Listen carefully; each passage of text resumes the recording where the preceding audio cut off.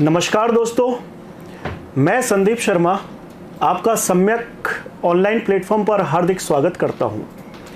दोस्तों, अभी हाल ही में 2021 का प्री हुआ है 26 अक्टूबर को, और आज हमारे साथ बैठे हुए हैं मुक्ता जी, जिन्होंने हाल ही में 2018 में फर्स्ट रैंक प्राप्त किया है।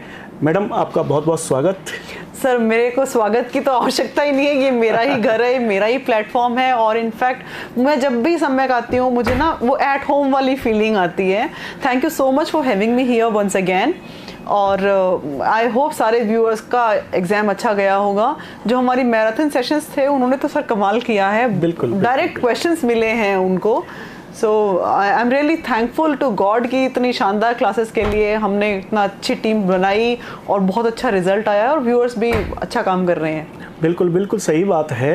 आप सम्यक को बिल्कुल अपना घर समझते हैं और हमारा ये सौभाग्य भी है कि आप बार बार यहाँ पर आकर के, हम आपको तकलीफ़ भी देते हैं बार बार, और आप यहाँ आते हैं और हमारे स्टूडेंट्स को पूरे तरीके से मोटिवेट करते हैं और स्टूडेंट्स को आपके जो एक्सपीरियंसेस रहे हैं और जो आपने फर्स्ट रैंक प्राप्त किया उसका अनुभव रहा है वो आप शेयर करते हैं। तो इसके लिए मैं सभी विद्यार्थियों की ओर से आपको बहुत बहुत धन्यवाद देता हूँ। सर, ये सर एक भोगा हुआ सच है, मुझे लगता है कि इसको शेयर कर लेंगे, क्या पता किसी को कोई बेनिफिट मिल जाए, क्या पता किसी की जो रणनीति है वो थोड़ी और परिष्कृत हो जाए, किसी के कुछ नंबर बढ़ जाए तो सिलेक्शन की पॉसिबिलिटी बढ़ जाए। सबसे बड़ी बात है कि टॉपर एक आप सभी विद्यार्थियों को समय पर आ करके आपको मोटिवेट कर रहा है, तो आपको बहुत कुछ सीखने को मिलता है। जब आप टॉपर के मुंह से आप कई सारी बातें सुनते हैं, उसके द्वारा कही गई बातें सुनते हैं, वो उन्होंने जो अनुभव प्राप्त किया है उस अनुभव को जब आपके साथ टॉपर शेयर करते हैं तो आपको बहुत कुछ सीखने को मिलता है।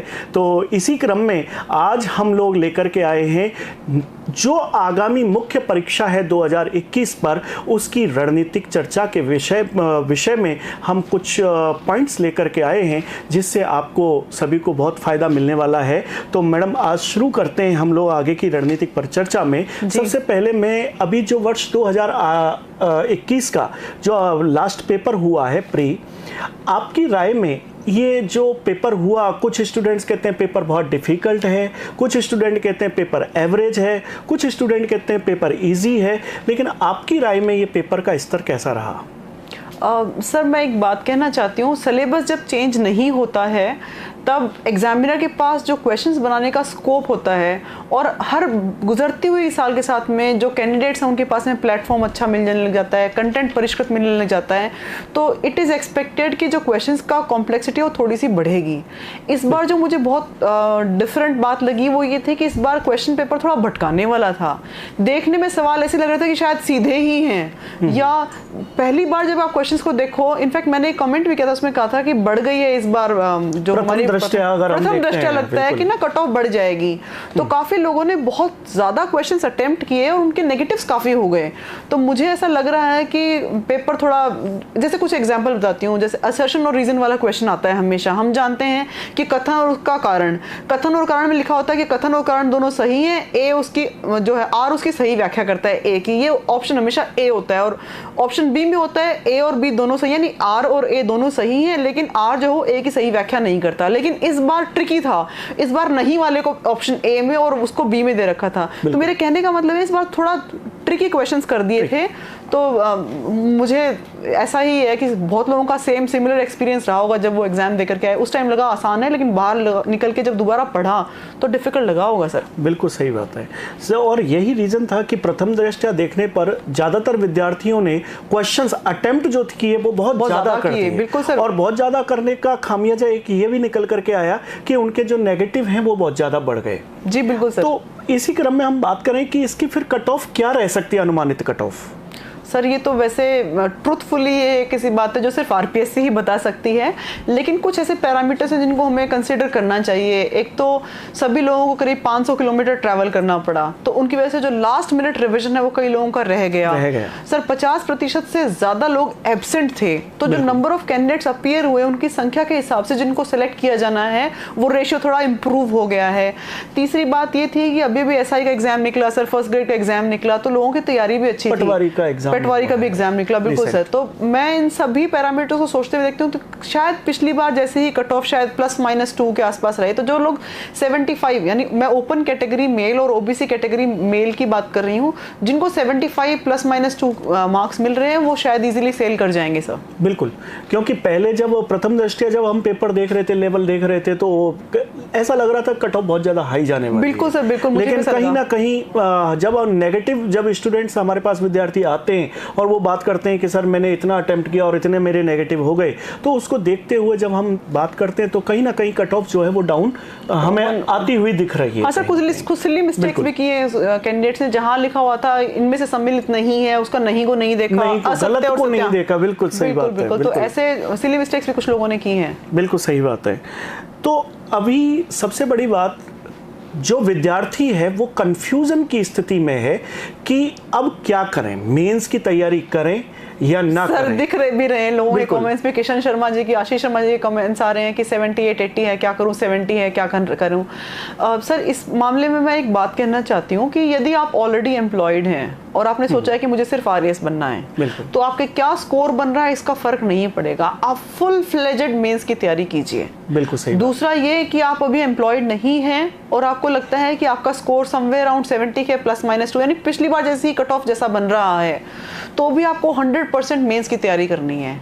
लेकिन यदि आपका स्कोर काफी कम है और आप अभी भी बेरोजगारी के चक्र में हैं, तो फिर आपको ना, मैं कहूँगी अगले 1-1.5 महीने के लिए रुकना चाहिए और जो भी फर्स्ट एम्प्लॉयमेंट अपॉर्चुनिटी मिले उसको अवेल करना चाहिए। मतलब ये एक बिल्कुल ट्रुथफुल ओपिनियन है जो मैं हर एक प्लेटफॉर्म पे कहती हूँ। लेकिन इस सपने को छोड़ना नहीं है, और जब तक तोड़ेंगे नहीं तब तक छोड़ेंगे नहीं। तो जो आपके माइंड में है ना कि मुझे आरएएस बनना है, उस ख्वाब को जिंदा रखिए। इस हिसाब से किसी और एग्जाम की तैयारी करें तो भी इस हिसाब से कीजिए कि वो आरएएस के लिए हमेशा रिलेवेंट बना रहे और उसके कंटेंट आप हमेशा तैयार करते रहें, बढ़ते रहें। बिल्कुल सही बात है। तो मुक्ता जी, आपसे विद्यार्थियों आपसे सीधी बात कह रही हैं कि आपने अगर 75+ मार्क्स आ रहे हैं तो आप मुख्य परीक्षा की तैयारी में जुट जाइए। बिल्कुल सर, दिवाली के लिए भी मैं कहूँगी कि आपका त्योहार उस दिन मनेगा जिस दिन आपका रिजल्ट आएगा, ये समझ लीजिए। ठीक है, 1 घंटा 2 घंटा 4 घंटा आप सेलिब्रेशन के लिए निकालिए, लेकिन जिस गति से आपकी तैयारी चल रही थी उसको बनाए रखिए, रिदम को बनाए रखिए, पेस को बनाए रखिए और 1 मिनट में खराब मत कीजिए।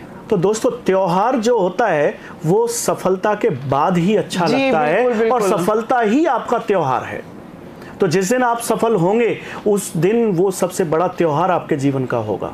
इस बात को याद रखिए। अभी मुक्ता जी ने कहा कि पहले सफल हो और फिर त्योहार बनाओ, वही सफलता वाला दिन ही आपका त्योहार होगा। तो मुक्ता जी, जनरली जो स्टूडेंट्स, जो विद्यार्थी एक एवरेज स्थिति में आ रहा है, जैसे हमने कहा 75+ है, लेकिन कोई विद्यार्थी 74 की स्थिति में आ रहा है, या बिल्कुल उस पर क्रॉस उसमें आ रहा है कि यस यहाँ पर हो भी सकता है या नहीं भी हो सकता है, ऐसी कंफ्यूजन की स्थिति में है, तो उस स्थिति में विद्यार्थी क्या करे, क्या रणनीति अपनाए? वो तैयारी करे, रिजल्ट का वेट करे, या आखिर क्या करे? सर मुझे एक बात बताइए, आज हमने डिस्कशन किया कि पिछले साल जैसे ही कट ऑफ मान्यता रहने की उम्मीद है, लेकिन कोई चमत्कार हो जाए, मान लीजिए सभी का पेपर थोड़ा कमजोर हुआ और 72 वाला पास हो जाएगा, तो आपको कितना अफसोस होगा जब आप 1 महीने बाद रिजल्ट आएगा और आप सोचोगे कि मैंने हाई तैयारी ही नहीं की, मेरा ये पूरा महीना वेस्ट हो गया, मैं कुछ और अच्छा कर सकता था। फिर पता है सर, ऐसे विद्यार्थी क्या करते हैं, ऐसे विद्यार्थी सोचते हैं कि क्या मैं हड़ताल करूं, आगे इसको पोस्टपोन करवाने के लिए धरना दूं, और वो अनफेयर मीन्स में शामिल होने लग जाते हैं। ये हो जाए, वो हो जाए, काश ये हो जाए। तो मैं आप सभी से गुजारिश करना चाहती हूँ कि जो आपने परफॉर्म कर दिया 27 को, उसको प्लीज अब भूल जाइए।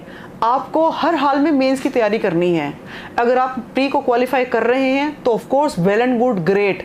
लेकिन यदि मान लीजिए गॉड फॉरबिड आप नहीं भी कर पाए हैं, तो आपको ये जो तैयारी है, ये 2022 में आने वाली सितंबर में वी आर एक्सपेक्टिंग वैकेंसी आएगी फिर से। तो उसके लिए आपको बहुत अच्छी हेल्प करेगी। सर मैं आपको मेरे एग्जाम्पल से बताना चाहती हूँ। 17 अक्टूबर 2027 मेरा रिजल्ट आया था और मेरी 848 रैंक आई थी। ऑफ कोर्स ये बात है, मैंने इतनी बुरी परफॉर्मेंस अपनी लाइफ में कभी नहीं दी थी। तो 1-2 दिन तो सेटबैक था, और वो इनफैक्ट धनतेरस का दिन था, 2 दिन बाद दिवाली थी, बहुत अच्छे से दिवाली भी नहीं मना पाई थी। दुख सभी को होता है, लेकिन मुझे ये पता था कि अब जो बीत गई सो बात गई। आगे की तैयारी ऐसी करनी है कि सबको लगे कि हाँ मैंने बाउंस बैक किया है। तो मैंने सर अक्टूबर निकला, मैंने अक्टूबर एंड में सम्यक में कांटेक्ट किया कि मेरी क्या गलती रही, मुझे बताइए। मैंने सर नवंबर से मॉक टेस्ट लिखने शुरू कर दिए थे, तो तब से लेकर के जब तक हमारा मेंस नहीं हुआ 2019 तक मैंने मेंस की थॉरली तैयारी की है। लंबा पीरियड जो है वो आपने मेंस के वो लेकिन मैंने इस एग्जाम को जिया है। मैंने सिर्फ एक नियम बना रखा था कि मुझे कोई टेस्ट स्किप नहीं करना, मुझे कोई क्लास स्किप नहीं करनी है और मुझे हर रोज पढ़ना है। तो मैं सभी को कहना चाहती हूँ कि आपने जो 27 को परफॉर्मेंस दी है, उस परफॉर्मेंस को आज के दिन भूल जाइए, मेंस की तैयारी शुरू कीजिए। आपका प्री हो जाता है, बहुत अच्छी बात है, लेकिन यदि नहीं होता है तो भी आपकी ये तैयारी व्यर्थ नहीं जाएगी, आपको आने वाली वैकेंसी में बहुत अच्छा रिजल्ट देगी, शानदार। सामान्यतः मैं तो मैडम विद्यार्थियों को कहता भी यही बात हूँ कि आप ठीक है, आप बिल्कुल बॉर्डर लाइन पर बैठे हुए हो, अब आप या तो रिजल्ट का वेट करो या फिर की स्थिति ये है कि आप मेंस में जुट जाओ। या तो सिलेक्शन होगा या नहीं होगा। सिलेक्शन अगर हो जाता है वेल एंड गुड, आप मेंस के लिए तैयार हो ही। और अगर सिलेक्शन नहीं होता है तो उस स्थिति में कम से कम आप 2022 का जो मेंस देने वाले हो तो डेफिनेटली आप वहां पर तैयार हो। आप क्वेश्चन आंसर लिखो। आपकी बात मैं जोड़ते हुए एक बात और कहना चाहती हूँ कि आप जब मेंस की तैयारी करते हो तो मेंस की अच्छी तैयारी का साइड इफेक्ट के रूप में प्री क्वालिफिकेशन हो जाता है सर। बिल्कुल। मेंस में जैसे पॉलिटी पढ़ते हैं हम, तो पॉलिटी एज इट इज वहां भी आती है, हमें सिर्फ क्या करना होता है, करंट अफेयर्स और आर्थिक समीक्षा के नए आंकड़े याद करने होते हैं। बिल्कुल, वो आप करेंगे तो हो जाएगा। Science and technology almost similar है। तो आई बिलीव आप सभी को ना मेंस की तैयारी में जुट जाना चाहिए। मुक्ता जी, जो हमने पिछले वर्ष जब से सिलेबस चेंज हुआ है 2016-18 का जो हमने मेंस देखा और आपने तो लिखा भी है मेंस, और अभी 27 तारीख को जो हमारा आरएएस प्री का एग्जाम हुआ उसके अगर हम स्तर को देखते हैं तो फिर अब हम आरएएस मेंस 2021 जो आएगा, मुख्य परीक्षा आएगी, उसकी हम क्या अभी कुछ इसके बारे में समझ सकते हैं कि ये इसका स्तर जो है एवरेज रहने वाला है या थोड़ा सा बढ़कर रहेगा? सर मैं 2 एग्जाम तो मैंने बहुत अच्छे से देखे हैं। 2013 वाला पेपर भी देखा क्योंकि 16 की तैयारी कर रहे थे तब देखा था। विद एवरी वैकेंसी जो हमारा एग्जामिनेशन का स्तर है वो थोड़ा एनालिटिकल होता जा रहा है, यूपीएससी की तरफ रुख कर रहा है। जब आप सवालों को देखते हैं तो जहां 2016 में 2 नंबर के क्वेश्चंस स्ट्रेट फॉरवर्ड किसी चीज के 2 बुक्स के नाम पूछे हुए थे, 4 प्रकार पूछे हुए थे, इस बार हम देखते हैं तो 2 नंबर में भी एनालिटिकल पूछने की कोशिश की है एग्जामिनर ने। बिल्कुल सही। फंडामेंटल राइट से रिलेटेड जो क्वेश्चन आया या नीति निर्देशक तत्वों के जो क्वेश्चंस आए थे या जो एथिक्स के क्वेश्चंस आए वो बहुत गहराई में समझ की परख करने वाले थे। बिल्कुल सही। तो लग रहा है कि इस बार भी ऐसे क्वेश्चंस की संख्या कहीं ना कहीं बढ़ेगी, कम नहीं होगी सर। बिल्कुल सही। तो 10 नंबर के जो सवाल हैं उनमें आपको विशेष तैयारी करने की आवश्यकता होगी सर। बिल्कुल। तो यानी कि अगर हम बात करते हैं जनरली कुछ स्टूडेंट्स जो हैं, कुछ विद्यार्थी यूपीएससी की प्रिपरेशन कर रहे हैं, वो उन्होंने मेंस भी लिखा और मेंस देने के बाद उनका जो कट ऑफ आ रहा है वो आरएएस में अभी इस वाले एग्जाम में भी वो एक एक्सपेक्टेशन से भी बहुत ऊपर आ रहा है। ओह वंडरफुल। अब सबसे बड़ी बात यह है कि जब भी मैंने जो पिछले वर्षों में मैंने जितना भी स्टडी किया तो मैंने एक चीज देखा कि यूपीएससी का जो स्टूडेंट जो मेंस लिखता है वो कहीं ना कहीं आरपीएससी मेंस में कहीं ना कहीं मार्क्स कम गेन कर पाता है। क्या रीजंस हैं इसके? क्या वो उसका एनालिटिकल आंसर ज्यादा होता है, क्या उसके फैक्चुअल कम होती हैं, या क्या प्रॉब्लम आती है उसमें मेंस में? सर यूपीएससी और आरपीएससी की जो बेसिक अप्रोच है उसमें डिफरेंस है कि यूपीएससी में जो सबसे कम शब्दों के सवाल पूछे जाते हैं वो 150 शब्द हैं। बिल्कुल। और आरएएस में जो मैक्सिमम वर्ड लिमिट है वो 100 की है। बिल्कुल। तो पहला तो उत्तर यही आ जाता है, डिफरेंस यही आ जाता है। दूसरा, यूपीएससी में सवाल में हमेशा एक लंबा सा सेंटेंस दिया होता है और उसी के हिसाब से टिप्पणी करो, समीक्षा करो, व्याख्या करो टाइप सवाल आते हैं, यानी वहाँ 100% एनालिटिकल क्वेश्चन आता है। तो आपकी समझ की टेस्ट करते हैं। वहाँ तो कहता है क्रिटिकल एनालिसिस करो। एग्जैक्टली। लेकिन आरएएस में अगर सवाल आता है तो सवाल ऐसा आता है जैसे मान लीजिए कि आर्टिकल 356 और 355 के बीच में 352 किस प्रकार से ब्रिज का काम करता है वाला क्वेश्चन आया था। या फिर क्वेश्चन आ गया कि ना 4P प्रिंसिपल में 4P क्या है।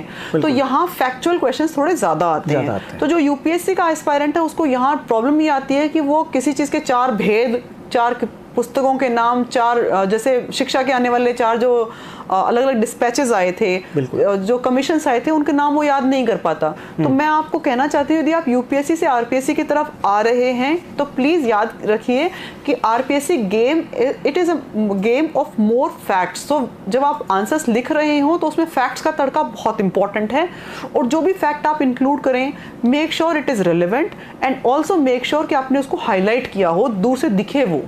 It is more important. बिल्कुल। विद्यार्थी जब मेंस लिखता है तो उसकी सबसे बड़ी प्रॉब्लम होती है कि वर्ड लिमिट तो है 15 वर्ड, 50 वर्ड, 100 वर्ड, लेकिन कहीं ना कहीं जब आज के जो क्वेश्चंस आ रहे हैं, अगर पिछले क्वेश्चंस को भी देखो तो जो क्वेश्चंस पूछे जा रहे हैं वो उसमें 15 वर्ड में वो उसका आंसर जो है वो कंप्लीट हो ही नहीं पाता। तो कहीं ना कहीं स्टूडेंट जो है वो अपने वर्ड जो तय शब्द सीमा है उससे ऊपर बढ़ जाता है। क्या ये स्टूडेंट्स के लिए नकारात्मक साबित होता है? नहीं सर, ये तो मुझे लगता है कि ब्रेविटी, जो जिसके लिए बहुत फेमस कहावत है ना कि संक्षिप्तीकरण जो है व्यक्ति के ज्ञान का शायद हाईएस्ट लेवल है। ग्रेविटी विद, हाँ बिल्कुल। तो उसकी बात कर रहे हैं हम। तो मुझे लगता है कि इसमें हमें एक ट्रेड ऑफ करना होगा। जैसे एग्जाम्पल की बात करूं, पिछली बार जो क्वेश्चन आया था कि किन ग्रंथों को प्रस्थान त्रयी कहा गया है, तो वो 3 ग्रंथ थे। बिल्कुल। 3 ग्रंथों के नाम आप कितने शब्दों में लिखेंगे? 6 शब्द आ जाएंगे ज्यादा से ज्यादा। भाई भगवत और गीता तो 2 शब्द हो गए, वेदांत या जो भी है। तो इसका मतलब आपको पूछा क्या गया है और वो कितने शब्दों में समाहित होता है, ये ध्यान रखना है। दूसरा, वर्ड लिमिट को स्ट्रिक्टली हमें 15 वर्ड्स को नहीं रखना है।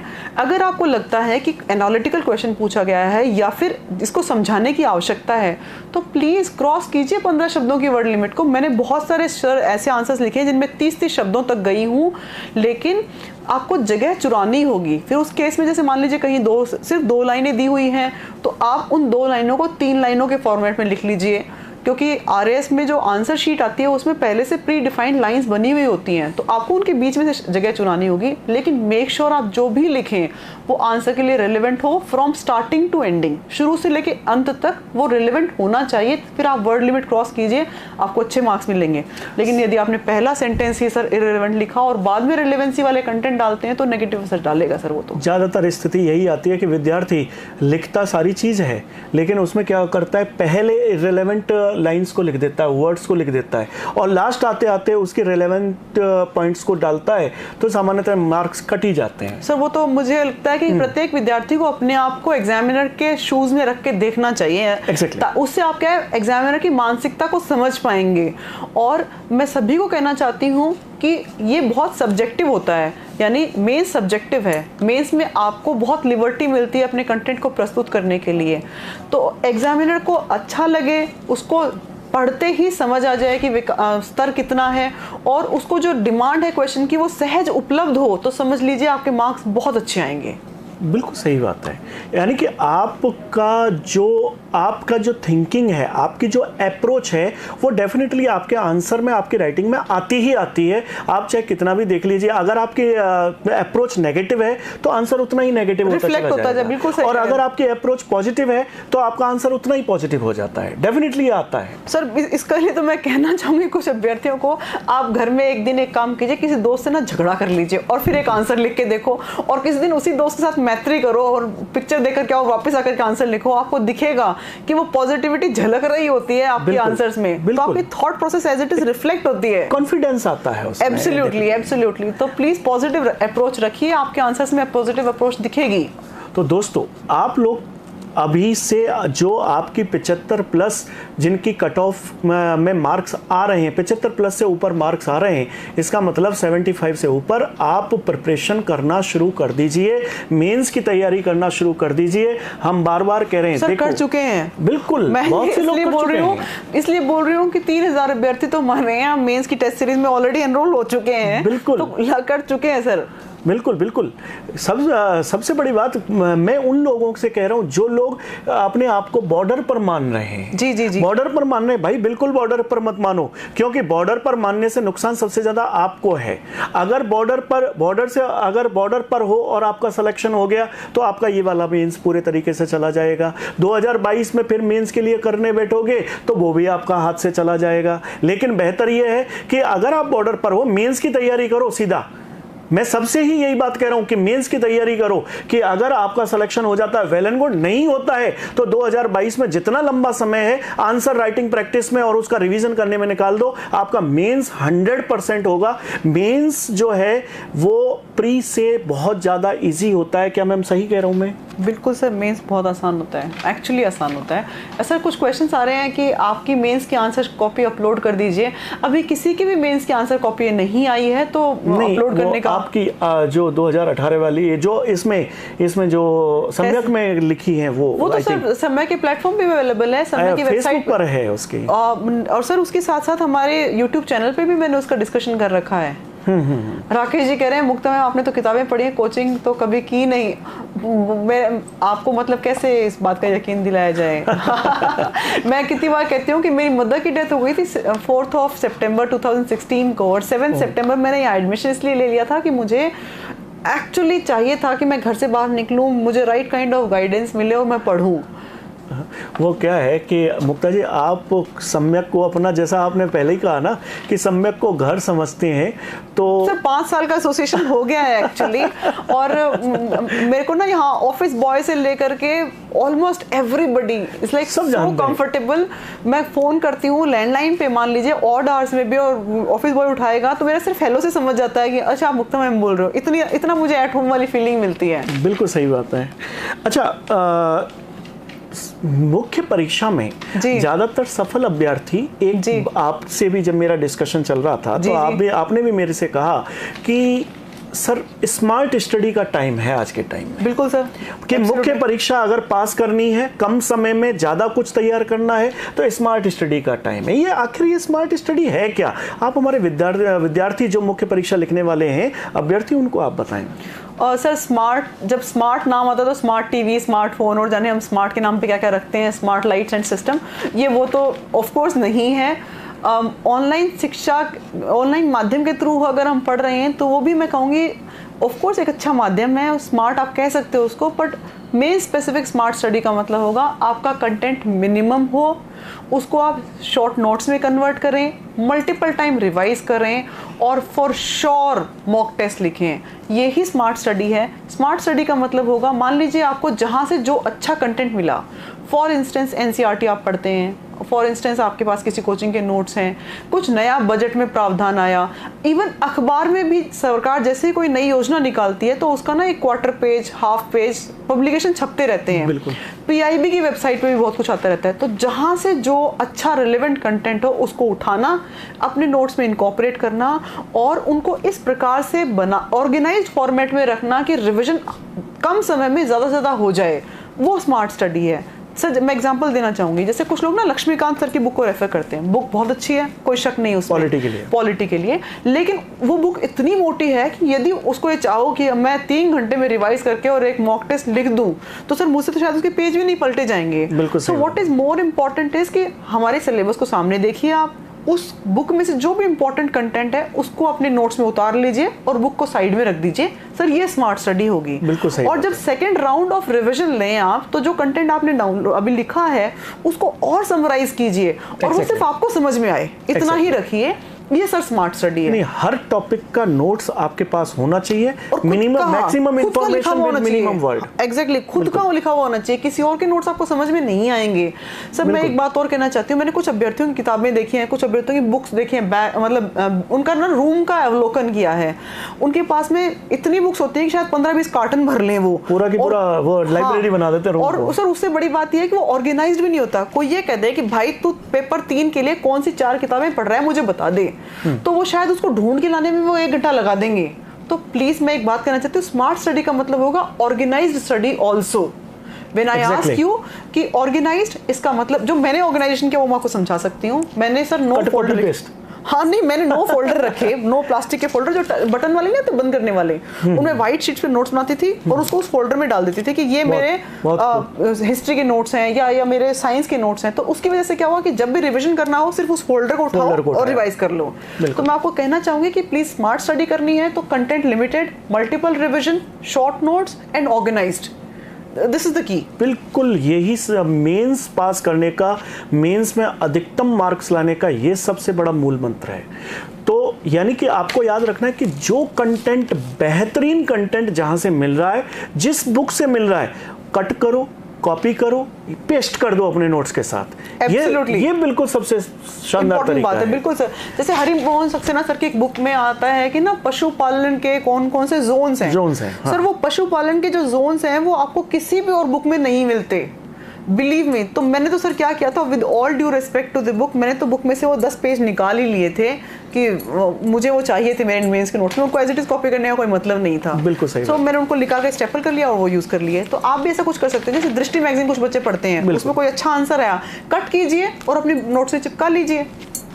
आपने बुक किसके लिए खरीदी? अपनी सफलता के लिए खरीदी है, किसी और के लिए खरीदी है। वो बुक तो आपकी है। एब्सोल्युटली, एब्सोल्युटली, है ना। और उस बुक को जितना, मैं हमेशा कहता हूँ ना, मैं जब ज्योग्राफी पढ़ाता हूँ तो मैं एटलस के थ्रू पढ़ाता हूँ। हाँ जी, हाँ जी। जितना एटलस को रंगोगे, जितना उसको हाईलाइट करोगे, उतना ही जीवन में रंग आएगा, उतना जीवन में रंग आ जाएगा एक्चुअली। और जीवन में रंग सफलता से आएगा। बिल्कुल, तो सफलता सुनिश्चित वैसे हो गई। आप किताबों को ना खूब कलर्स के पेन से इस्तेमाल करो, हाईलाइट करो, कट करो, पिन पॉइंट्स बनाओ। सर एक स्मार्ट स्टडी में, मतलब मुझे लगता है हम बहुत इंपॉर्टेंट चर्चा कर रहे हैं, इसलिए मैं सभी एस्पायरेंट्स को कहना चाहती हूँ, जब आप अपने नोट्स बनाएं तो उसमें थोड़ा थोड़ा स्पेस छोड़ें। स्पेस छोड़े मतलब उसके राइट में थोड़ा एक कॉलम छोड़ दीजिए, ताकि आपको बाद में जो भी नई इन्फॉर्मेशन अपेंड करनी हो तो आप उसको अपेंड कर पाएं। दूसरा, यदि आपको लगता है कि जगह नहीं बची है लेकिन कंटेंट तो यही लिखना है, तो आप एक वाइट शीट लीजिए, उसको फाड़िए और यहाँ चिपका लीजिए। मान लीजिए आपको किस कंटेंट के साथ में चिपकाना है, तो यहाँ चिपका लीजिए कॉर्नर से और उसके फ्लैग के फॉर्मेट में आ जाएगा। लेकिन कीजिए, मतलब खेलिए अपने कंटेंट के साथ में, उसको इम्प्रोवाइज कीजिए। कंटेंट के साथ जितना खेलोगे उतना ही सबसे ज़्यादा सफलता मिलेगी। सीधा अभी इस समय ये टाइम नहीं है कि आप न्यूज़पेपर को पढ़ करके, अरे सीधा जो रिलेवेंट है उसको कट करो, अपने पन्ने पर चिपका दो। सिंपल। कहीं मैगजीन में कुछ मिल रहा है, कट करो, चिपका दो। ये सबसे बड़ा मूल मंत्र है इसका, क्योंकि मेंस लिखना है तो हमें कंटेंट डालना है, और कंटेंट हमें पढ़ करके ही मिलेगा, डिफरेंट बुक्स से मिलेगा, डिफरेंट मैगजीन से मिलेगा। सर मुझे एक बात बताओ, 4 दोस्त हैं, क्या वो ऐसे बांट नहीं सकते कि इन दो सोमवार मंगलवार के लिए अखबार में जो भी इंपॉर्टेंट आया है मैं तुम तीनों को बताऊंगा, बुधवार बृहस्पतिवार के लिए दूसरे व्यक्ति की जिम्मेदारी वो उन तीनों को बताएगा। तो आप ये सोचिए कि 4 दोस्त एक काम को एक साथ बैठ के कर रहे हैं, और या फिर डिवाइड करें। डिवाइड करने में आप सभी का समय बचेगा। तो ये स्ट्रैटेजी आप करंट अफेयर्स के लिए, हर रोज होने वाले अपडेट्स के लिए, इनके लिए इस्तेमाल कर सकते हैं, और ये बहुत फ्रूटफुल रहती है। आपको क्या चीज़ मिस नहीं करनी है करंट अफेयर्स में, या इनफैक्ट मैं नहीं सलाह देती कि इस टाइम आप न्यूज़पेपर पढ़ो, बट स्टिल यदि आपकी आदत है तो सिर्फ उतना ही पढ़ो कि सरकार ने कौन सी नई स्कीम लॉन्च की, उसके लिए क्या पब्लिश किया है, कौन सा नया अभियान चल रहा है। तो जो गवर्नमेंट की तरफ से पब्लिकेशन होता है उनको नहीं छोड़ना है। जनरली लोग सर क्या करते हैं, ये पढ़ लेते हैं कि कहाँ कौन सा एक्सीडेंट हुआ, 97% इररिलेवेंट पढ़ते हैं। हाँ, वो भूल जाते हैं कि ना ये गवर्नमेंट की पब्लिकेशन है तो उसको देखना है, यानी जो एड आता है ना उस एड को जरूर देखना है, सरकार के एडवर्टीजमेंट को। बिल्कुल। मैम जी, आप तो इंग्लिश मीडियम से रहे हैं, जो विद्यार्थी हैं उनको इंग्लिश मीडियम में जो आर्ट एंड कल्चर तैयार करते हैं, बड़ी प्रॉब्लम आती है कि आखिर इस आर्ट एंड कल्चर में जो डिफरेंट वर्ड्स हैं या उनको लिखने की प्रैक्टिस है, क्योंकि इंग्लिश मीडियम में कोई मटेरियल नहीं मिलता। सम्यक ने तो आपको पूरा प्रोवाइड करा दिया था एक्सक्लूसिवली।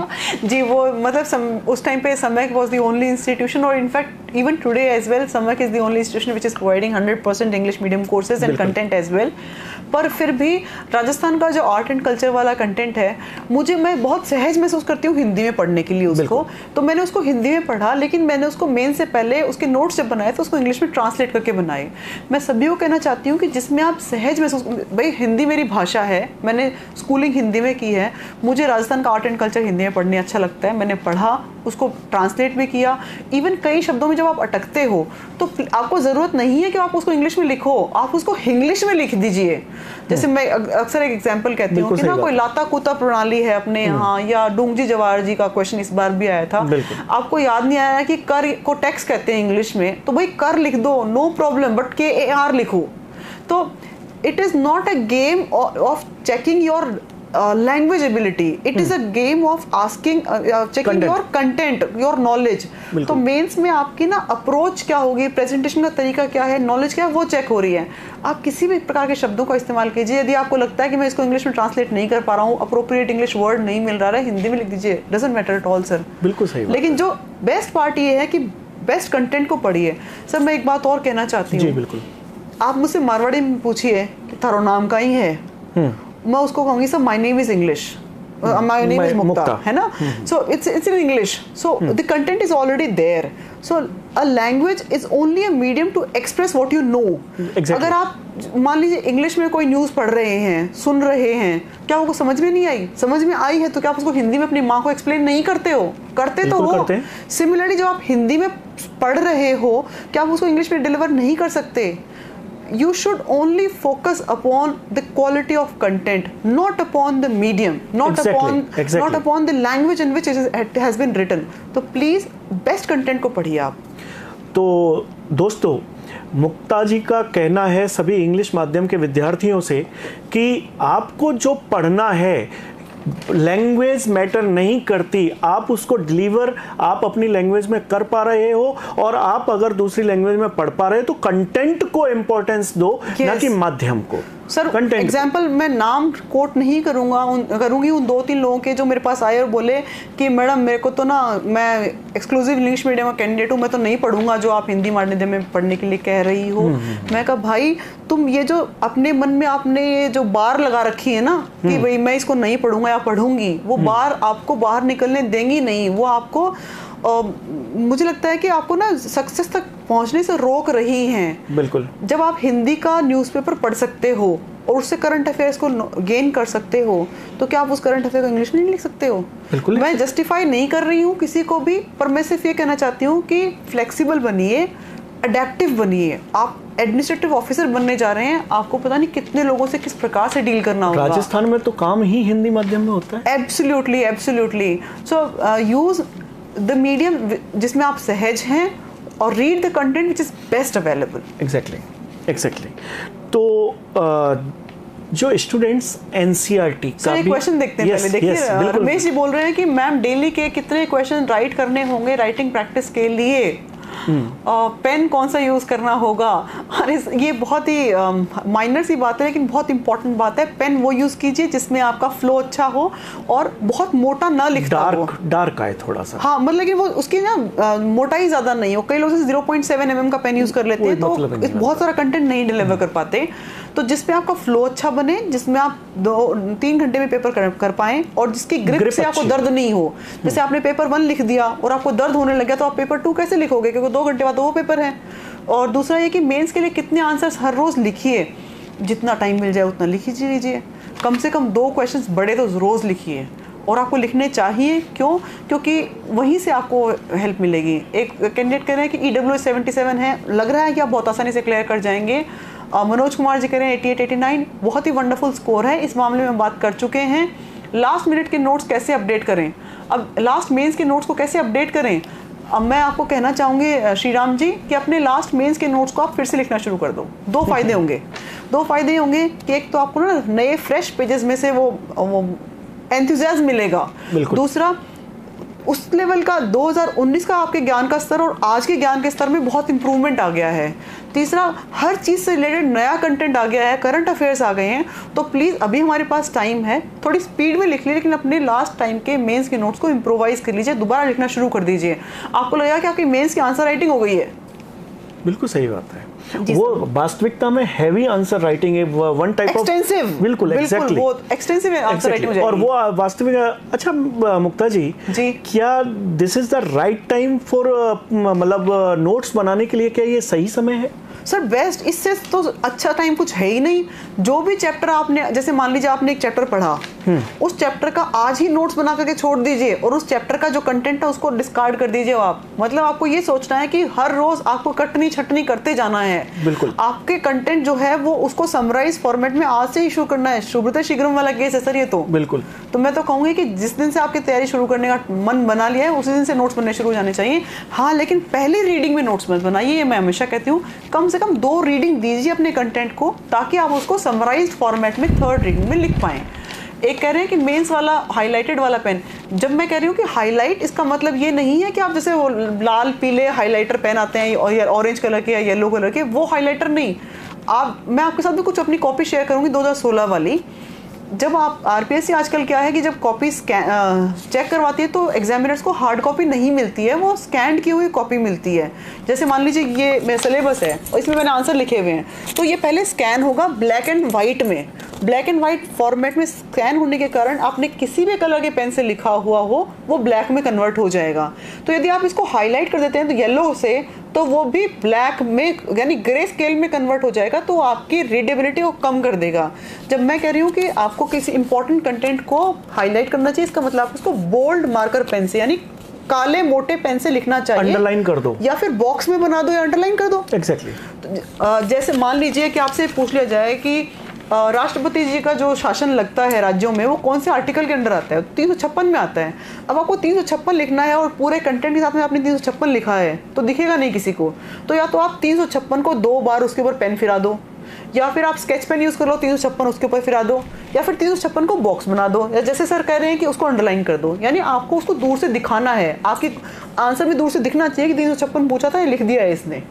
तो this is how I am going to tell you कि आंसर राइटिंग होगी कैसी।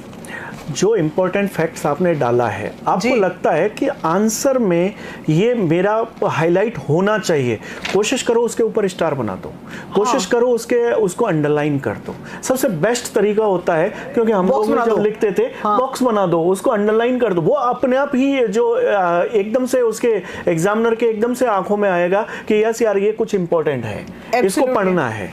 और जैसे सर कह रहे हैं ना, मैं तो कहती हूँ कि साथ में एक और अच्छी बात कर लो कि आप तैयारी इतनी फास्ट लिखने की करो कि आपका 2 घंटे 50 मिनट में पेपर पूरा हो जाए, और लास्ट में आप एक मोटा पेन से उसको दोबारा अंडरलाइन करते चले जाओ, या पेंसिल से अंडरलाइन करोगे तो मोटे फॉर्मेट पेन वाले फॉर्मेट में बिल्कुल आ जाता है, बिल्कुल आ जाता है। तो अभी बात करते हैं सब्जेक्ट से रिलेटेड कि जैसे सबसे ज्यादा विद्यार्थियों को एक समस्या आती है जब हम सिलेबस में चलते हैं वैश्विक अर्थव्यवस्था को लेकर के।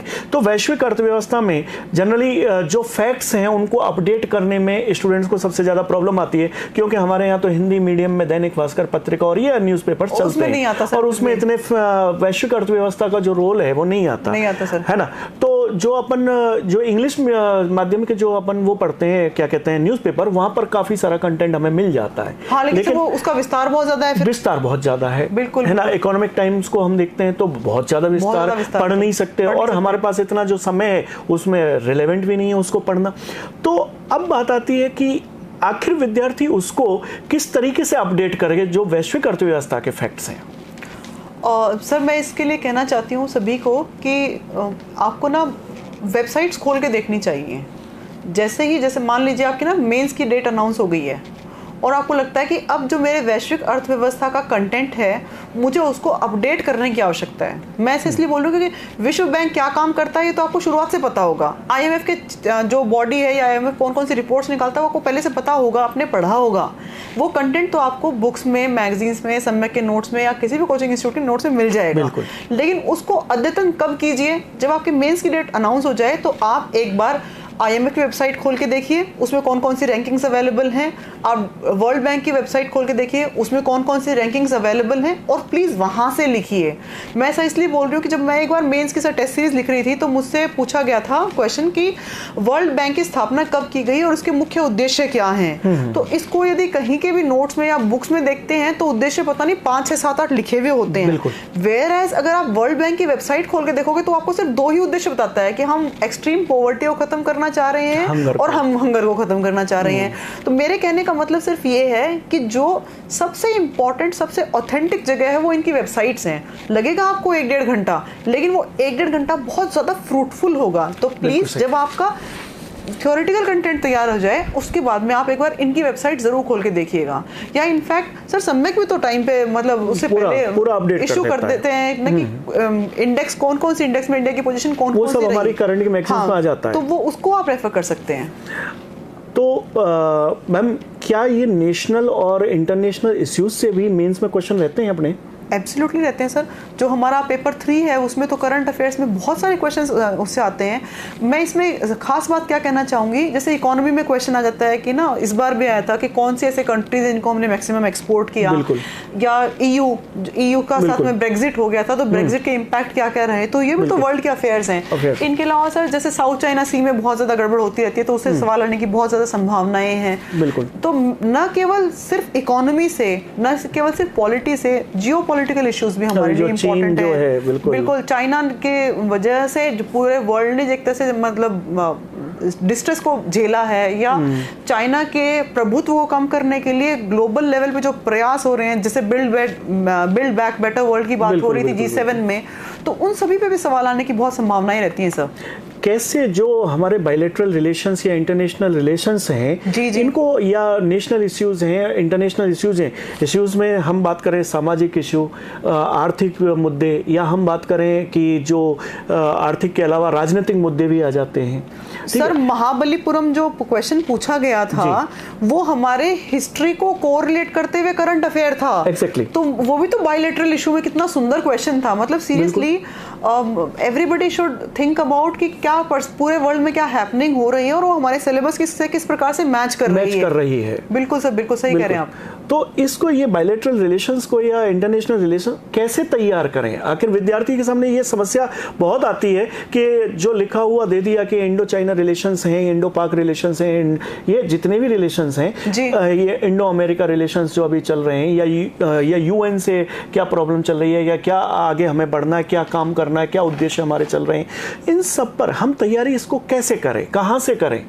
सर अंतर्राष्ट्रीय क्रोनोलॉजी नाम की मैगजीन आती है, वो क्रोनोलॉजी में ना तीनों एस्पेक्ट्स होते हैं, राजस्थान का करंट अफेयर, इंडिया का करंट अफेयर और वर्ल्ड का करंट अफेयर। बिल्कुल होता है। उसमें जो भी समिट जहां भी हो रही होती है, दो देशों के बीच में कौन सा नया एग्रीमेंट हुआ होता है, वो सारा लिखा हुआ होता है, सब कुछ आता है। तो मैं कहना चाहती हूँ कि हर 2 महीने से मैगजीन आती है और मुश्किल से 30-35 पेज की होती है सर। बिल्कुल। उसको खरीदिए और उसको 24 घंटे ज्यादा अपने घर में मत रखिए। वो पढ़ लीजिए, उसमें जो इम्पोर्टेंट आपके सिलेबस के हिसाब से है उसको चाहे काट लो, चाहे लिख लो, कुछ भी कर लो, लेकिन उसको आपको 24 घंटे ज़्यादा समय नहीं देना है। आपको सिलेबस अगर थोरली याद होगा तो आपको याद रहेगा कि इसमें से क्या इंपॉर्टेंट है, उसको लिख लीजिए और बुक को बाहर फेंक दीजिए, मिलेगा कंटेंट आपको सर वहीं से। बिल्कुल सर। मोनिका चौधरी जी अभी प्रश्न पूछ रही थी कि एथिक्स के लिए इंग्लिश में क्या पढ़ें? एथिक्स का कंटेंट इंग्लिश में मैंने तो अक्सर बताती हूँ कि मैंने तो हमारी आदरणीय पुष्पा मैम का कंटेंट पढ़ा था, और एथिक्स एक्चुअली सर एक मतलब फिलॉसफी का क्वेश्चन है। ये जैसे फॉर इंस्टेंस एथिक्स हिंदी में क्यों बुराई है आपको समझने में? कोई पूछे गीता का सार क्या है, तो हम कहते हैं कर्मेव कुरु कर्मत्सु कौशलम, या फिर जो उसका कर्मण्येवाधिकारस्ते मा फलेषु कदाचन है, इसको अंग्रेजी में कैसे लिखेंगे आप? हिंदी में ही लिखना पड़ेगा, इंग्लिश में लिखना पड़ेगा। या फिर गांधी जी ने जो एकादश व्रत बताए, तो कितना भी कर लो एकादश ही लिखना पड़ेगा, 11 ट्रुथ्स नहीं बोल सकते आपको। या गांधी जी ने जो 7 पाप बताए वो तो 7 सिंस हो जाएंगे। तो माय सबमिशन इज कि प्लीज डोंट थिंक अबाउट कि मुझे इंग्लिश का कंटेंट चाहिए, ऑल्दो मैंने भी अपना कंटेंट इंग्लिश में प्रिपेयर किया था, आप कहेंगे तो मैं आपके साथ शेयर भी कर सकती हूँ, पर जिस भाषा में आपको समझ में आए उसके लिए उसमें पढ़िए और उस कंटेंट को लिखिए। एथिक्स के समय के नोट्स भी सर बहुत अच्छे अवेलेबल हैं, और उनको इनफैक्ट मैंने भी एक बार रिव्यू किया है, तो आप उनको रेफर कर सकते हैं।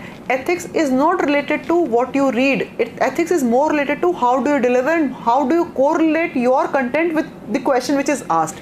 क्वेश्चन जैसे इस बार सर एक क्वेश्चन आया था कि किस प्रकार से गीता जो है वो एक एडमिनिस्ट्रेटर के सामने आने वाली दुविधा को दूर करती है। तो ये सवाल तो आपको किसी उसमें नोट्स में या कहीं बुक्स में मिलेगा नहीं, ये तो आपको खुद बनाना पड़ेगा वहाँ बैठ करके। फिर एक क्वेश्चन आया था जो समझ से रिलेटेड था कि एथिक्स में वो गीता में वो कौन सा भाव है जो सभी लोगों के कल्याण की बात करता है, तो वो समत्व योग था। तो मेरे कहने का मतलब है यदि आपको अच्छा उसका नाम हिंदी में इंग्लिश में समत्व योग ही लिखा जाएगा, SAMATVAYOG ही लिखा जाएगा, तो आप समत्व योग को समत्व और योग ऐसे बांट के देखेंगे तो समझ में आएगा कि अच्छा जैसे आप मोबाइल में टाइप करते हो एग्जैक्टली तो इंग्लिश में लिखा जाएगा। तो आप कंटेंट किसी का भी पढ़ो, हिंदी अंग्रेजी doesn't matter at all, more matters is ethics की आंसर राइटिंग, तो उसको खूब अच्छे से कीजिए। रिशपाल जी कह रहे हैं 85 OBC आपका हो गया है सर, आप प्लीज मेंस की तैयारी शुरू कीजिए। जो 75 प्लस हैं वो मेंस की तैयारी करना शुरू कर दीजिए, बिल्कुल शुरू कर दीजिए सभी की सभी।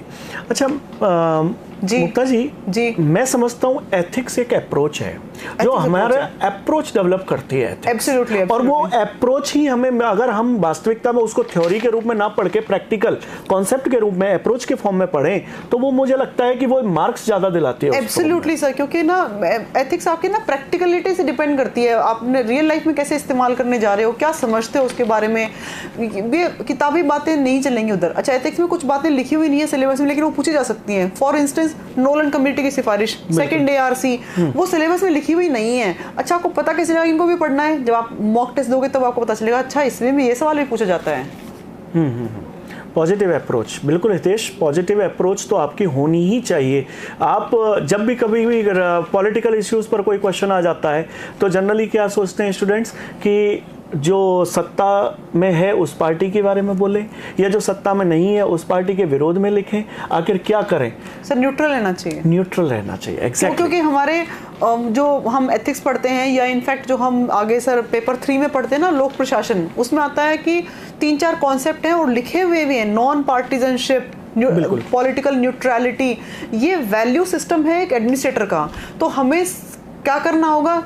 पॉलिटिकल कोई भी कमेंट देने से बचना है और रियल लाइफ में पहले बचना है ताकि हमारा वो रिफ्लेक्शन आंसर में दिखे। सो अभी से आप एक सक्सेस मंत्र मान लीजिए कि आप किसी पार्टी के मेंबर नहीं हैं और आपको किसी पार्टी को बढ़ावा नहीं देना है। इस अप्रोच को अपने जीवन में ढालेंगे तो ये अप्रोच आपको आपके आंसर्स में नजर आएगी। और जब आप आंसर ऐसा लिखेंगे तो जो एग्जामिनर है वो किसी भी पार्टी से बिलोंग करता हो, किसी भी विचारधारा हो, किसी भी धर्म पंथ किसी का भी हो, आपको आंसर में मार्क्स अच्छे मिलेंगे। बिल्कुल सही बात है मैम। मैनेजमेंट, दूसरा आता है क्या कहते हैं ये लॉ जी, है ना, और हमारे सिलेबस में पार्ट आता है किसका? लेखांकन का, अंकेक्षण का। जी, ये पेपर जी तो बिल्कुल 1 और 3 के पार्ट, 1 और 3 के पार्ट्स आ जाते हैं। तो इसमें हम क्या पढ़ें? हमारे विद्यार्थियों को सबसे बड़ी समस्या रहती है लॉ कहीं पर किसी बुक में बहुत पूरा की पूरा कोई बुक नहीं मिलती या कोई रिलेटेड मटेरियल नहीं मिलता। सर मुझे एक बात बताइए, जैसे फॉर इंस्टेंस ये मेरा फ़ोन है ना, और मुझे कोई नया फीचर चाहिए तो मैं क्या फ़ोन को स्क्रैच से डेवलप करूंगी? शायद नहीं ना, somebody else has developed it। सो मैं अक्सर लोगों को कहती हूँ कि जिस चीज़ के लिए जो कंटेंट जहाँ बेस्ट अवेलेबल हो वहाँ से उठा लो। स्मार्ट स्टडी अपनाइए और जब भी आपको कुछ नया पता चले तो अपने कंटेंट में उसको पेंड करते चले जाए। आप हमेशा से बात कर रहे हैं। मैं बिहेवियर के लिए तो कहना चाहती हूँ कि साइकोलॉजी नाम से ना ग्रेड 11 और 12 में एक बुक आती है जिसको मनोविज्ञान हिंदी में कहते हैं। बिल्कुल। हमारा सिलेबस एज इट इज उसके कक्षा 12 का चैप्टर 1, 2, 3 है और कक्षा 11 का चैप्टर 6, 7 और 9 है। अभी तो मुझे याद भी होगा कि मैंने कल इसका एक वीडियो बनाया था। और अगर आपको लगता है कि आप उसको डाउनलोड करेंगे, प्रिंट निकालेंगे तो एक प्रिंट के 3 रुपए लगेंगे पेज के। सही बात है। तो it is going to be very costly affair for you. मैंने तो सर ट्रूथफुली बोलूँ, बिल्कुल by the grace of God, मैंने तो लॉ के लिए सम्यक के नोट्स रेफर किए, मैनेजमेंट के लिए सम्यक के नोट्स रेफर किए और ग्रेड 11 और 12 की जो बिजनेस एडमिनिस्ट्रेशन वाली बुक आती है उसको रेफर किया था। और इसके लिए साइकोलॉजी के नेट से डाउनलोड किए थे। मेरे पास घर में प्रिंटर की सुविधा अवेलेबल थी। पर हाँ, लॉ के लिए there is no better choice than your notes. Exactly, certainly. Ma'am एक सबसे बड़ा प्रश्न सामने आता है कि जो भी हम पढ़ रहे हैं, जैसा अभी हाल ही में प्री हुआ, ज्योग्राफी के क्वेश्चन भी बहुत डेप्थ से पूछे गए, जो वर्ल्ड विश्व भूगोल के क्वेश्चन थे डेप्थ से पूछे गए, है ना। सर डेप्थ से कहाँ आपने पढ़ाया था? वो आपने वो लास्ट मैराथन क्लास ली थी उसमें पढ़ाया था। नहीं, लेकिन क्वेश्चन तो डेप्थ से था। अब विद्यार्थी को सबसे बड़ी समस्या आती है कि आखिर डेप्थ कितना जाए, कि डेप्थ की कोई लिमिट भी तो होती होगी। क्या ऑप्शनल में चले जाए? नहीं सर, मैं ये कहूँगी कि प्लीज़ ऑप्शनल में तो नहीं जाना चाहिए। सभी अभ्यर्थियों को एक बार ना 2016 और 2018 के पेपर्स देखने चाहिए। काफ़ी सुपरफिशियल फौरी तौर पे सवाल पूछे जाते हैं। सवाल जो एनालॉजी से रिलेटेड यानी आपके एनालिटिकल अप्रोच से रिलेटेड है वो भी बहुत ही ऊपरी स्तर के हैं। फॉर इंस्टेंस जैसे डीपीएसपी का क्वेश्चन आ गया, डीपीएसपी और फंडामेंटल राइट्स के बीच में रिलेशनशिप का, या फिर आपसे सवाल पूछ ले जाएगी किस प्रकार से महात्मा गांधी की केंद्रीय वैल्यू के रूप में अहिंसा आती है। तो ये भी बहुत सुपरफिशियल सा क्वेश्चन है। पर्वत निर्माणकारी जो बल आए थे, घटनाएं हुई थी, वो 3 नाम पूछे थे, तो सर वो भी बहुत सुपरफिशियल है। हमसे पहले ओनियन या जो पूछा गया था ना, काल वो not only in geography but also सभी में सुपरफिशियल पूछा गया था, बहुत ही ऊपर का सवाल पूछा गया था। हाँ, साइंस में थोड़ा सा डिफिकल्ट क्वेश्चन लोगों को इसलिए लगे क्योंकि 11वीं 12वीं की फिजिक्स पूछ ली गई। बिल्कुल। लेकिन मैं कहना चाहती हूँ उसमें ना आरपीएससी ने कुछ मतलब अलग नहीं किया। बुलेट का नाम था सर इलेक्ट्रोमैग्नेटिक वेव्स, इसी नाम से कक्षा 12 की फिजिक्स में एक चैप्टर है, तो उस चैप्टर से सवाल तो बनता है। फिर एक कम्युनिकेशन नाम से आपको एक बुलेट पूरी दी है, तो कम्युनिकेशन से रिलेटेड एनसीईआरटी में एक चैप्टर था, उसमें से क्वेश्चन पूछे गए थे। तो मैं आपको ये कहना चाहती हूँ कि आप अपने कंटेंट को विस्तारित मत कीजिए और बहुत ज़्यादा गहराई में मत लेके जाइए।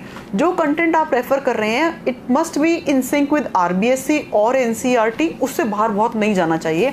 और सर वैसे भी 800 में से 800 का टारगेट है नहीं, 800 में से आप 500 का टारगेट मान के चलो कि मेरे 500 नंबर के लायक बनना चाहिए बस कंटेंट।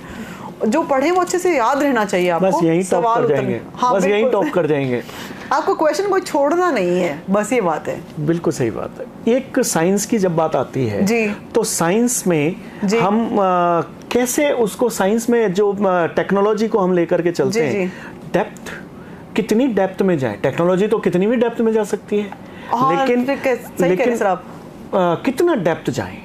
सर जैसे इस बार टेक्नोलॉजी में जो क्वेश्चंस आए थे उसमें माइक्रोवेव ओवन का क्वेश्चन आया था। बिल्कुल। वो आया था कक्षा 12वीं की कम्युनिकेशन चैप्टर 15 से, और उसमें लास्ट में चैप्टर खत्म होने के बाद में माइक्रोवेव ओवन का डायग्राम बनाया हुआ था और वो किस प्रिंसिपल पे काम करता है वो दिया हुआ था। तो टेक्नोलॉजी में ये कहना चाहती हूँ अंत तो कुछ है नहीं, लेकिन जो बुलेट लिखी हुई है ना उस बुलेट के बारे में सिर्फ अगर आप गूगल करोगे कि नैनो टेक्नोलॉजी और उसका पीडीएफ, तो जो भी पहला पीडीएफ आता है उससे बाहर नहीं जाइए। जो आपको बुलेट लिखी हुई है उसका सिर्फ विकिपीडिया पे भी अगर आप आंसर निकालोगे ना तो भी उससे बाहर हमें नहीं जाना चाहिए टेक्नोलॉजी में। और अभी तक जो क्वेश्चंस आए हैं वो बहुत गहराई वाले नहीं आए हैं। इवन जो सैटेलाइट कम्युनिकेशन, अर्थ वेव कम्युनिकेशन और सर डीप स्पेस कम्युनिकेशन वाला जो क्वेश्चन था जिसमें कहा था ना ये डायग्राम बना के बताओ, बिल्कुल, तो अगर आप थोड़ी सी भी समझ का इस्तेमाल कर लेते कि जो नियर फील्ड कम्युनिकेशन है वो कहाँ जाएगा, अर्थ के पास पास ही रहेगा, जो आयन मंडल से टकरा करके आएगा वो रेडियो वेव्स होंगी, और जो क्योंकि 36,000 किलोमीटर ऊपर है हमारा सैटेलाइट, तो जो हमारा सैटेलाइट कम्युनिकेशन होगा वो 36,000 किलोमीटर ऊपर जाके टकरा के वापस आएगा। तो हमें सिर्फ 3 वो बनाने थे, उसमें भी लोगों को नंबर मिल जाते। लोगों ने क्या किया सर, डर गए। मैं यहाँ आपके माध्यम से इस प्लेटफॉर्म पे सबको कहना चाहती हूँ कि प्लीज साइंस हम सबके जीवन का हिस्सा है। सुबह आप टूथपेस्ट करते हो क्यों? क्योंकि आप अम्लीयता को कम करना चाहते हो। बिल्कुल सही बात। आप दूध की बर्नी को जब कास्टिक सोडे से धोते हो या NaOH से धोता है कोई भी दूध वाला, तो इसका मतलब है कि उसकी अम्लीयता को कम कर रहा है वो। तो ये सब हम सबके जीवन का हिस्सा है। तो कृपया मैं आपको ये कहना चाहती हूँ कि बहुत ज्यादा डेप्थ में मत जाइएगा, साइंस को अपने जीवन का हिस्सा मानिए और इस मानसिकता के साथ पढ़ेंगे तो आप आसानी से पास जाएंगे। सर अधिकांश बुलेट तो सर हमारी कक्षा 10वीं की आरबीएससी की बुक से हैं। बिल्कुल चैप्टर, मतलब मैं तो कहूंगी कि आप प्लीज कक्षा 10 की आरबीएससी की बुक खरीदोगे ना तो भी आपको 50% कंटेंट ऑफ राजस्थान का साइंस का मिल जाएगा। राजस्थान का साइंस का मिल जाएगा। राजस्थान का जो साइंस है, साइंस टेक्नोलॉजी में जो डेवलपमेंट हो रहा है सर, उसके लिए मैं आपको ये कहना चाहती हूँ कि एसएनटी की या तो वेबसाइट पर चले जाओ या फिर आर्थिक समीक्षा में साइंस एंड टेक्नोलॉजी में क्या डेवलपमेंट हुआ है उसका एक चैप्टर आता है, उसको पढ़ लो, वो काफी है, मोर देन सफिशिएंट है। एब्सोल्युटली। तो अब नेक्स्ट बात आती है जी कि 4th पेपर जो होता है वो डिसाइडिंग होता है। Absolutely. और सभी स्टूडेंट्स 4th पेपर के लिए इंग्लिश और हिंदी के लिए बार-बार लिख भी रहे हैं, दिख रहा है आखिर इंग्लिश की और हिंदी। तो 4th पेपर डिसाइडिंग होता है, क्या होनी चाहिए 4th पेपर की स्ट्रेटजी? सर 4th पेपर में मेरे 138 नंबर आए थे। वाह। और मुझसे ज्यादा मुझे किसी के नंबर दिखे तो मैडम पद्मा चौधरी जी के दिखे। मैंने मेरे नंबर देख के तो मैं बहुत मतलब आह्लादित तो थी, I was very happy, but I call Padma ma'am to ask कि मैम 148 मतलब क्या चमत्कार किया। तो उन्होंने मुझे कहा कि मैंने MA हिंदी हूँ और मैं MA इंग्लिश भी हूँ, तो ये मेरे सब्जेक्ट्स हैं इसलिए मेरा आया। फिर उन्होंने मुझसे यही सवाल पूछा जो आपने पूछा कि क्या स्ट्रैटेजी रहे। तो मैंने कहा मैडम मैं तो MCA किया है, हिंदी और इंग्लिश मैंने तो बहुत सालों बाद पढ़े, पर जो मेरी स्ट्रैटेजी रही वो मैं आपके साथ शेयर करना चाहती हूँ। मैंने हिंदी और इंग्लिश का दामन कभी नहीं छोड़ा। मुझे कौशल सर ने गाइड किया था कि आपको लिस्ट में अंदर और बाहर करने की क्षमता पेपर 4 रखता है, और वो ऐसा पेपर है जिसको आप जितना ज़्यादा समय देंगे वो आपको उतना ज़्यादा आउटपुट देगा। फिर उन्होंने ये भी कहा कि मुक्ता आप हर एक प्रकार के प्रारूप को कम से कम 6 से 7 बार लिख लीजिए और कम से कम 15 निबंध लिख लोगे तो आपका तैयार हो जाएगा। लोग सोचते हैं कि संधि को समझने की आवश्यकता है। मैं कहूँगी संधि को समझिए तो ज़रूर, लेकिन साथ में उसको याद भी कीजिए। आपको विलोम शब्द, पर्यायवाची, मुहावरे, जब तक आप वो वाले शब्द नहीं लिखोगे जो कि वहाँ उस बुक में लिखे हुए हैं, तो आपको मार्क्स मिलेंगे नहीं। तो मेरी स्ट्रैटेजी ये थी कि मैं हर रोज़ ज़रूर 1 घंटा हिंदी और इंग्लिश पढ़ती थी, क्योंकि हमें मेंस के लिए बहुत टाइम मिला था। आपको कम मिलेगा, इसलिए आप 2 घंटे रोज़ पढ़िए। प्लस नॉन प्रोडक्टिव काम करते वक्त मैंने अपने ऑडियो नोट्स बहुत सुने हैं। मुझे ये लगता था कि जो कानों में से घुसेगा ना, वही तो मैं हाथ से लिख पाऊंगी, वही तो रजिस्टर होगा। हमें मतलब हमारी जो सेंसरी ऑर्गन्स हैं वो इनपुट लेने का एक माध्यम है। तो जब आंखें थक जाएं तो कानों को कान पे लगाइए। किचन में काम कर रही होती थी तब मेरे ऑडियो नोट्स मेरे कानों में होते थे। मैं बच्चे के साथ खेल रही हूँ तो मेरे ऑडियो नोट्स चल रहे होते थे। घर के कितने सारे काम हैं, इवन वॉक कर रहे होते तब भी मेरे ऑडियो नोट्स में सुनती रहती थी। तो मैं आपसे रिक्वेस्ट करना चाहती हूँ, याद करने के लिए आप अपने खुद के आवाज़ में ऑडियो नोट्स रिकॉर्ड कीजिए, उनको सुनिए और ज़्यादा लेखन का अभ्यास कीजिए। पेपर 4 की ओर कोई की है ही नहीं सर।